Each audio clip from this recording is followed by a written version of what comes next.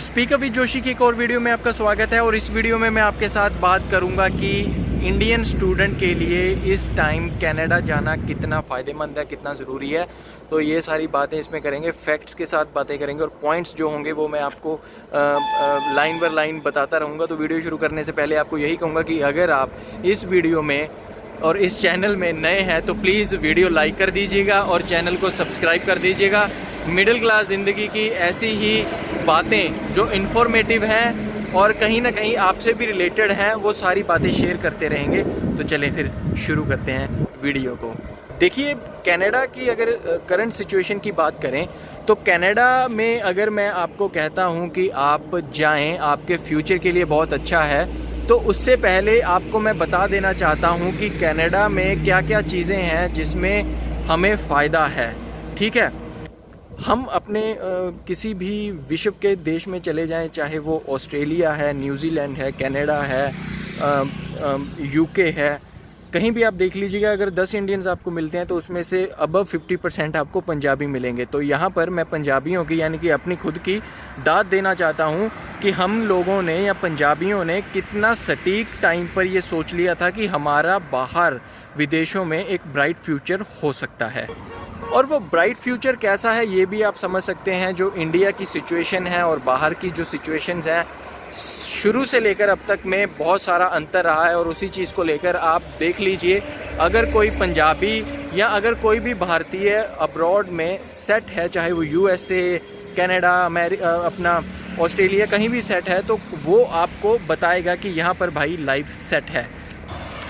इसमें मैं पहला पॉइंट आपके साथ बात करना चाहता हूँ कि जैसे कि आज इंडिया में लाखों रुपया लगाकर हम स्टडी करते हैं, चाहे वो बात हो इंजीनियरिंग की या फिर बात हो किसी भी डिप्लोमे की या फिर बात हो किसी भी मैनेजमेंट के कोर्स की, हमारा लाखों रुपया लग जाता है और उसके बाद हम कहते हैं कि भाई यार नौकरी दिलवा दो, नौकरी मिली नहीं। ये बात मैं आपको इसलिए कह रहा हूँ क्योंकि जो इंडिया में अनएम्प्लॉयमेंट है वो भी आपको पता है और बाद में हम रिग्रेट करते हैं कि यार हमने लाखों रुपया स्टडी पर लगा दिया लेकिन उसके बाद भी हमें जॉब नहीं मिली। और अगर जॉब मिली भी तो ऐसी जॉब मिली कि सालों तो हमें लग जाएंगे कि अपनी स्टडी का पैसा रिकवर करते और उसके बाद हम कुछ अर्न करना शुरू करेंगे। तो उसमें हम डीमोरलाइज हो जाते हैं, डीमोटिवेट हो जाते हैं। 10 में से 1-2 के चांसेस ऐसे होंगे जो कहते हैं कि हाँ भाई हम खुश हैं अपनी जॉब में। हालांकि मैं तो यही कहता हूँ कि मेरे भारत का हर एक व्यक्ति खुश रहे अपनी सैलरी पे। लेकिन जो पॉइंट्स होते हैं वो यही हैं दोस्तों कि अब कनाडा जाने के लिए एक 15 से 20 लाख रुपया हमारा लगता है। पंजाब में मेरे जितने भी दोस्त गए हैं या जितने मेरे रिलेटिव्स गए हैं, उन्होंने यही बताया कि स्टडी वीज़ा पर 15 से 20 लाख रुपया लगता है, जिसमें आपके कपड़े हो गए, 1 साल की फ़ीस हो गई और इसके साथ ही जो भी पैसा जाने का वहाँ स्टडी वीज़ा कुछ भी जो खर्चा होता है वो सारा 15-20 लाख में हो जाता है, 17 लाख में भी हो जाता है। But it's depends on your consultant कि आप किस इमिग्रेशन वाले से करवा रहे हो जो कि स्टीक देता है। उसमें क्या होता है, 15-20 लाख रुपया लगाने में एक तो वन टाइम इन्वेस्टमेंट हो गई और दूसरी बात ये होती है कि आपको वहाँ पर स्टडी वीज़ा मिलता है लेकिन साथ में वर्क वीज़ा भी मिल जाता है। मान लीजिए कि अगर आपने किसी अच्छे इमिग्रेशन वाले से अपनी फ़ाइल लगवाई है तो उसमें से क्या होता है कि कई बार 2 साल का स्टडी वीज़ा मिल जाता है और साथ में ही 2 साल का वर्क वीज़ा मिल जाता है। और आप ये मान के चलिए कि जब स्टडी वीज़ा होता है तब भी लोग वहाँ पर काम करने के लिए as per rules and regulations काम करने की वहाँ अनुमति होती है। तो वहाँ पर बच्चा जितना टाइम की उसकी स्टडी होती है वो अपना खर्चा वहीं निकालता रहता है। बहुत सारी कई बार वो सिचुएशन हो जाए तो जो बच्चा है वो इंडिया से पैसा मंगवाता है, नहीं अदरवाइज़ होता यही है कि बच्चा अपनी फ़ीस है जो उसमें से निकाल लेता है। अब इसमें मैं एक बात ये कहना चाहता हूँ कि हम लोग लाखों रुपया लगा लेते हैं अपनी स्टडी के लिए और उसके बाद भी अनएम्प्लॉयमेंट का शिकार हो जाते हैं या फिर ऐसी नौकरी हमें नहीं मिलती जिससे हम सेटिस्फाइड हों। तो मैं कहता हूँ कि यहाँ पर दोस्तों अगर वन टाइम इन्वेस्टमेंट है तो अगर वन टाइम इन्वेस्टमेंट है और वहाँ पर जाकर आपको साथ में वर्क वीज़ा मिल गया जहाँ पर उसके बाद आपने PR अप्लाई कर दी और PR अप्लाई करने के बाद आप कनाडा में यार सेट हो गए विदिन 4 and 5 years। और आप ये देखिए कि 4-5 साल it's not a bad deal. अगर आप 5-6 साल एक मेहनत के साथ काम करेंगे, वहाँ पर एक लॉयल्टी के साथ काम करेंगे, वहाँ के हर रूल एंड रेगुलेशंस को फॉलो करेंगे, यार आप कनाडा के सिटीज़न बन जाओगे, परमानेंट रेजिडेंसी आपको मिलेगी। और इसमें कोई भी शर्म की बात नहीं है कि हम वहाँ पर कैसा काम करते हैं या कैसी सिचुएशन होती है। बात सारी होती है हमारी हार्ड वर्क की। तो पहला पॉइंट तो ये है कि मैं क्यों कह रहा हूँ कि आप लोग जाएं। दूसरी बात ये है दोस्तों, इस समय कनाडा धड़ल्ले से पासपोर्टों पर कनाडा के ठप्पे लगा रही है।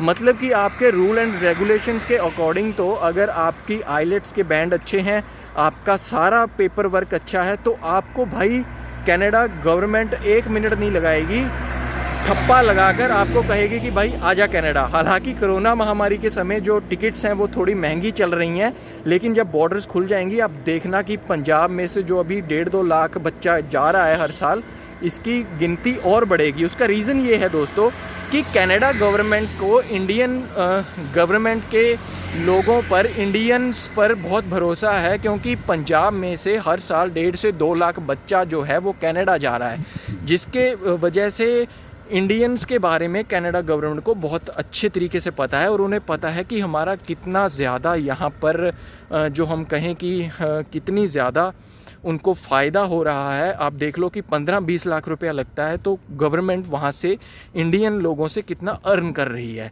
और दूसरी बात यह है कि चाइना से जो बच्चे कनाडा जा रहे थे, अब ड्यू टू कोरोना वायरस मुझे नहीं लगता कि चाइना के लिए जल्दी बॉर्डर खुलेंगे, तो ये भी एक ब्राइट अपॉर्चुनिटी है। तीसरा पॉइंट जो आपके साथ मैं शेयर करने जा रहा हूँ एंड में, वो really very important to know और बहुत ही ज़रूरी है आपके लिए समझना, वो ये है कि पूरे विश्व में कनाडा के पास दूसरे स्थान पर कनाडा आता है कि उसके पास सबसे ज़्यादा, one of the largest land they have occupied. तो उनके पास भाई बहुत सारी धरती है, लेकिन वहाँ आबादी क्या है, इतनी सी। तो आबादी कम होने की वजह से वो लोग अपने कंट्री को ब्राइट करना चाहते हैं और उन्हें यंग ब्लड चाहिए, और उसी के लिए वो लोग ख़ास तौर पर बच्चों को वहाँ पर हायर कर रहे हैं। क्योंकि आपको पता ही है कि जो कनाडा के कंट्री में अगर हम बात करें तो 60-65 प्लस लोग वहाँ पर हैं, मतलब 60-65 साल से बुज़ुर्ग के आबादी ज़्यादा है। इसलिए वह